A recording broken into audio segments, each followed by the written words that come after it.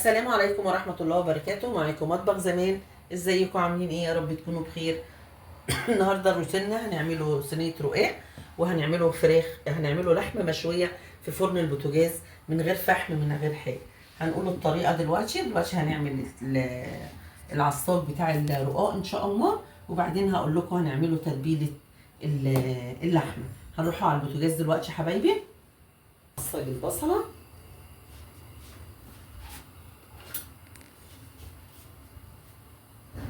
ونحط البصلة بتاعت تدبل بس البصلة قبل ما احط اللحمة. تدبل البصلة،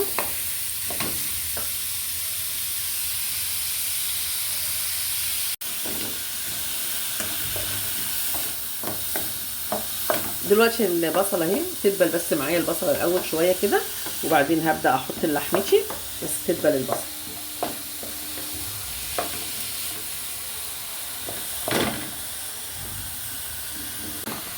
دلوقتي يا حبايبي البصلة دبلت زي ما انتم شايفين كده.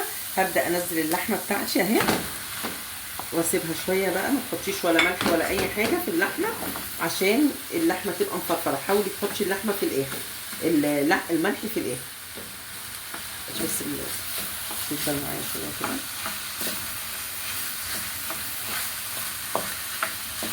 في خطوة بقى هقول لكم عليها في العصاج، بس اللحمة تفك شوية.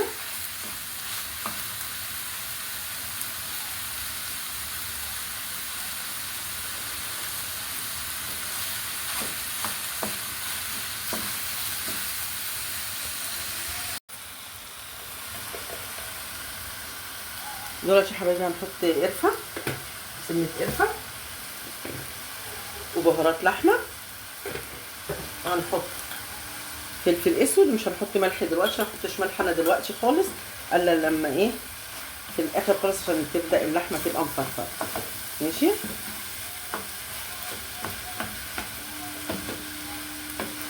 هبدا بقى احط ايه خلاص كده التشويحه بتاعتي. هحط تكه بسيطه خالص دلوقتي.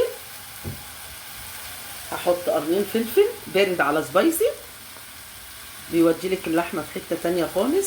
وهنحط ايه طماطمايه واحده بس زي ما انتم شايفين كده. لو عندي جزره كنت حطها، انا حطيت طماطمايه بدل الجزره. وهسيبها بقى مع نفسها تاخد وتدي بشكل ودي لحد ايه ما تستوي اللحمه. ونروح دلوقتي نعمله التتبيله بتاعه اللحمه المشويه.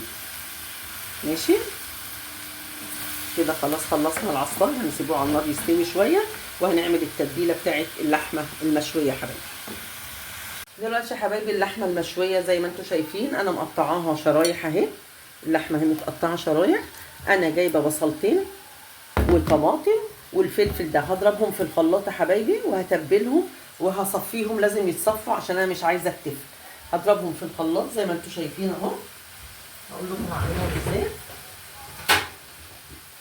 انا مقطعه طبعا الطماطم صغيره، طماطم وفلفل، وحاطه في قرن فلفل سبايسي ومع البصل اهو. هحط كل ده في الخلاط وهضربه في الخلاط، وهشوفه لما يتضرب هنصفوه يا حبايبي. ماشي. هضربه في الخلاط وهرجع لكم تاني. كده يا حبايبي ضربته في الخلاط. اصفيه. انا عايزه الميه بتاعته، مش عايزه كل ده التفل ده، انا مش عايزاه. انا عايزه الميه بس اللي هتبل فيها اللحمه زي ما انتم شايفين كده.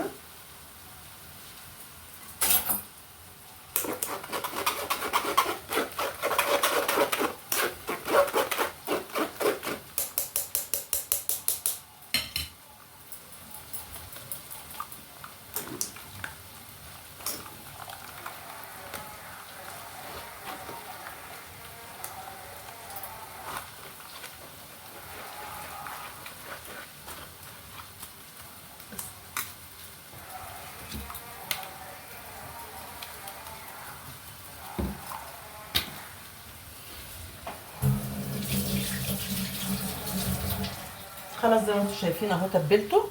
هحط شويه كزبره في التتبيله بتاعتنا، شويه كزبره، شويه زنجبيل،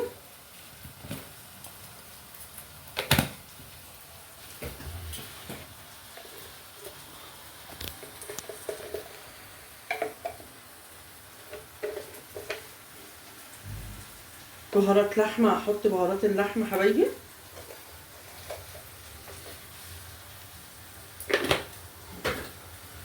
واحط القرفه، لازم القرفه دي كويس كده. واحط فلفل اسود، واحط الملح. انا مش محضره معلش الحاجه، خلاص كده. واحط شويه خل، الخل دوت بيطري العجينه، بيطري اللحمه. وهبدا كله كده زي ما انتم شايفين اهو. وابدا يا حبايبي احط لحمتي، ابيت اللحمه هنا واسيبها بقى في التتبيله لمده ساعتين 3 عبال ما هنيجوا نتغدوا ان شاء الله. ابدا ايه هشويها وهقول لكم هنشويها ازاي. كده كل ده كده في التتبيله، تبات في التتبيله. هي مش هتبات طبعا ان احنا عملناها انا في نفس اليوم اهو.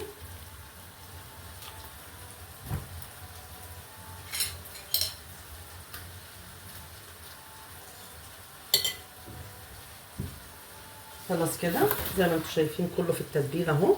هسيبها بقى في التتبيله تاخد وتدي مع نفسها بشكل ودي، واسيبها وارجع لكم تاني وانا بحطها في الشوي يا حبايبي. ماشي، ارجع لكم تاني. دلوقتي يا حبايبي هنعمله بقى صينيه الرقاق. هنحط حته سمنه في الصينيه وندعكها كويس زي ما انتم شايفين كده.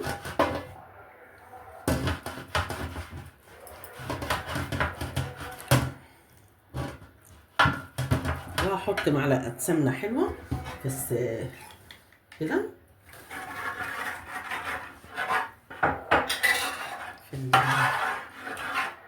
في الشوربه.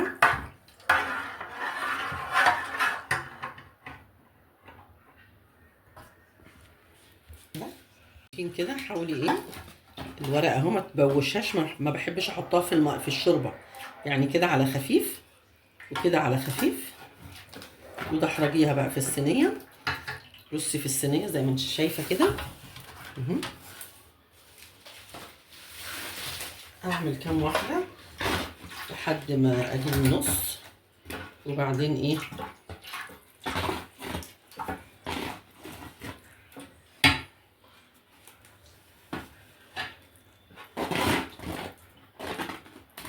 لما بتبوشيها قوي تبقى بايشه منك. لا حاولي ما تبوشهاش، ما تبوشهاش قوي زي ما انتم شايفين كده. انا هعمل نص الكميه، نص الست طبقات كده، واحط الحشوه ونص الطبقات التاني بقيه الرقاق، يعني تبقى 6 طبقات، 6 تحت و6 فوق. مش حبايبي زي ما انتم شايفين كده اهو. انت ظبطي زي ما انت شايفه. حطيت 6 طبقات يا حبايبي. هبدا احط بقى اللحمه بتاعتي زي ما انتم شايفين كده.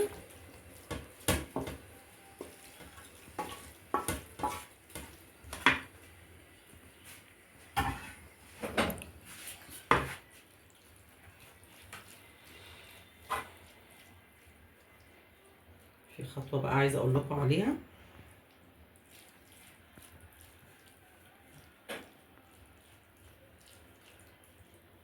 ده العصاج عملناه. هبدا احط الطبقات التانية، بس قبل ما احط الطبقات التانية في خطوه اقول لكم عليها. تسحب الدهون، لو في دهون بقى كتيره وكده تسحب الدهون اللي في الحاجه. خلاص حطيت حبايبي العصاج. ابدا احط بقدونس، بشره بقدونس حطاه. البقدونس ده لو في دهون في الإدام اللي في اللحمه والسمنه اللي احنا حاطينها وكده، دايما البقدونس بيسحب الدهون. هكمل انا بقى بقيه الكميه، ولما اجي اقطعه هوريكم الساقيه الاخيره ايه يا حبايبي، وهرجع لكم تاني. دلوقتي يا حبايبي هقطع الصينيه قبل ما ادخلها الفرن وهسقيها. اقول لكم هسقيها ازاي. هقطعها دلوقتي.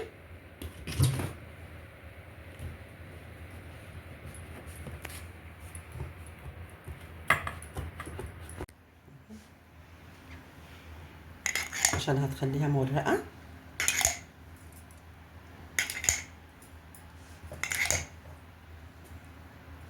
وهسيبها بقى شويه، هسقيها بقى باللبن زي ما قلت لكم. ادي اللبن، هسقيها بكوبايه اللبن دي واسيبها حبايبي تاخد وتدي مع نفسها شويه، تتشرب كل دوت قبل ما ادخلها فرن البوتاجاز. هسيبها شويه مع نفسها تاخد وتدي كده لحد ايه ما الفرن البوتاجاز يسخن واحطها. ماشي يا حبايبي. دلوقتي انا مولعه حته نار اهي، احطها في الطبق كده، اللحمه كده حته النار اللي انا عاملاها، احط عليها نقطه زيت، اديها الريحه بتاعت الشوي تاخد مع نفسها عبال ما ايه شويه كده وتطلع. صينيه الرقاق الحمد لله خلصتها. بصوا يا حبايبي صينيه الرقاق اهي، وهفرد الزيت دخان. بصوا هطلع بقى دي كده وهفرد اللحمه بقى. ادي قلت لكم هعملها في فرن البوتاجاز، ادي الصاج وادي الشبكه اهي، هفرد عليها اللحمه. ماشي.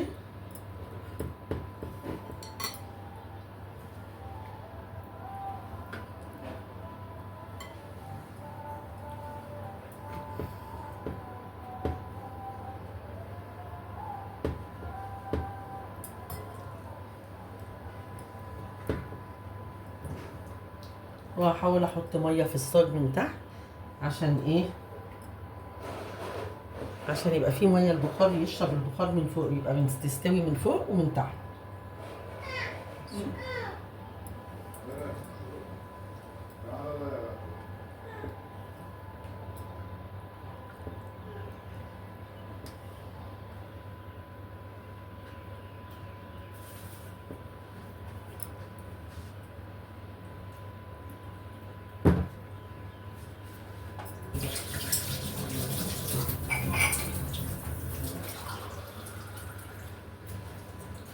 هنحط ميه في الصاج من تحت زي ما انتم شايفين كده اهو، وكل ما الميه تنشف احط الصينيه اهي، الشبكه الصاج من تحت اهو عليه عادي يخش الصاج واحط عليه كده كده، هتستوي في الفرن، هتاخد وتدي مع نفسها، وكل شويه هقلب عليها. ده حبايبي روتيننا النهارده الرقاق، والثالث ايام العيد ان شاء الله. عاملين رقاق بصوا مورق وجميل ازاي الرقاق، وعاملين فرق لحمه مشويه في فرن البوتاجاز، ولا على الجريل ولا على الفحم. وقلت لكم التتبيله. ويلا حبايبي اللي ما اشتركش في القناه يطلع يشترك في القناه. وكل سنه وانتم طيبين، في العيد متجمعين. لايكات وعايزه كومنتات حلوه، ويا ريت تقولوا لي بتكلموني من اي بلد عشان ده شيء بيسعدني. والسلام عليكم ورحمه الله وبركاته.